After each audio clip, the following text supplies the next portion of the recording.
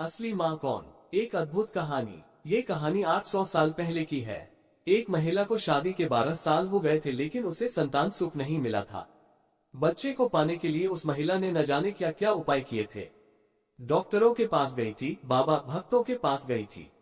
जिसने जिस मंदिर, जिस मस्जिद, गुरुद्वारा या चर्च में जाने के लिए कहा, उस हर जगह गई थी। जिस भगवान का नाम लेने के लिए कहा, उस भगवान का नाम लिया था, और जितने उपाय या उपवास करने के लिए कहे, सब किए। कहते हैं ना कि अगर दिल से और तन मन धन से कोई चीज चाहो तो मिल ही जाती है। इस महिला को भी उसकी तपस्या का वरदान उसके बेटे के रूप में मिल ही गया। 9 सालों की दुख, दर्द और पीड़ा अपने बेटे का चेहरा देखते ही सुख, खुशी और संतुष्टि में बदल गया। लेकिन अभी शायद उसकी तपस्या बाकी थी, शायद भगवान को अभी उसकी और परीक्षा लेनी थी। जब उसका बच्चा 2 वर्ष का हुआ तो एक दूसरी महिला ने उसका बच्चा चुरा लिया। सोचिए उस माँ की मनस्थिति क्या होगी जिसने दुनिया में सबसे ज्यादा जिस बच्चे के लिए अपनी जिंदगी जी थी, उससे उसका बच्चा ही छीन गया। उसे ऐसा लगा जैसे किसी ने उसका बच्चा नहीं, उसके शरीर से उसकी आत्मा ही चुरा लिया हो। उस दिन से उस माँ का जैसे खाना पीना सोना सब छूट गया था। उसे ना भूख लगती, ना प्यास लगती, ना नींद आती। हार मान जाए वह माँ कैसी।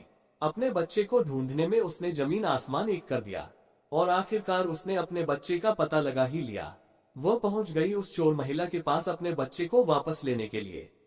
जब बच्चे की मां ने उस चोर महिला से अपने बच्चे को वापस पाना चाहा, तो वह महिला ऐसा जताने लगी जैसे वह उसका खुद का बच्चा हो। जब बच्चे की मां को लगा किसी भी तरह से बात बनती नजर नहीं आ रही है, तब वो इस मुद्दे को राजा के पास लेकर गई। राजा के दरबार में दोनों महिलाएं हाजिर की गई। दोनों ही महिलाएं उस बच्चे पर अपना पूरा हक जताने लगी। राजा और उसके सभी दरबारी काफी आश्चर्यचकित और हैरान हो गए, क्योंकि बच्चे की सच्ची मां को पहचानने के लिए उन्होंने जितने भी सवाल बच्चे के बारे में दोनों ही महिलाओं से किए, जो उसकी आदतों, उसकी पसंद या उसके निशानों के बारे में थे, दोनों ही महिलाएं उसका सही सही जवाब दे रही थी।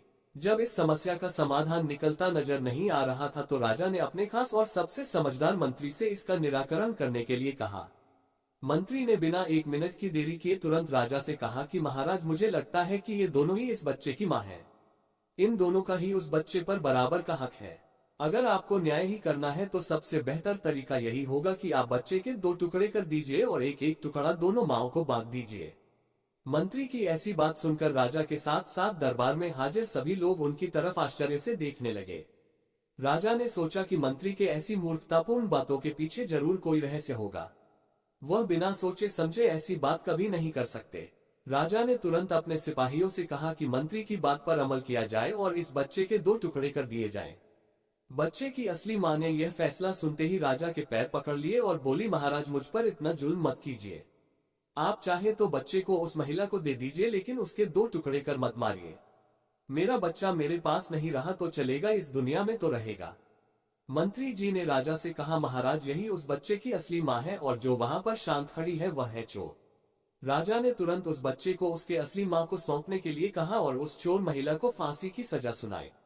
बच्चे की असली मां को उस दूसरी महिला पर जिसने उसका बच्चा चुराया था दया आ गई, क्योंकि उससे मिलने के बाद उसे यह पता चला था कि वह भी उसी परिस्थिति से गुजर रही थी जिससे वह 9 सालों से गुजरी थी।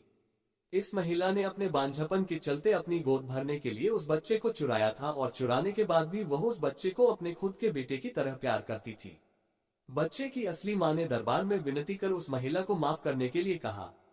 दोस्तों, ये कहानी है हमें बताती है कि कैसे एक माँ अपनी औलाद के लिए कुछ भी कर गुजरती है, और यह भी सच बात है कि एक माँ का दर्द दूसरे माँ से ज्यादा कोई नहीं समझ सकता।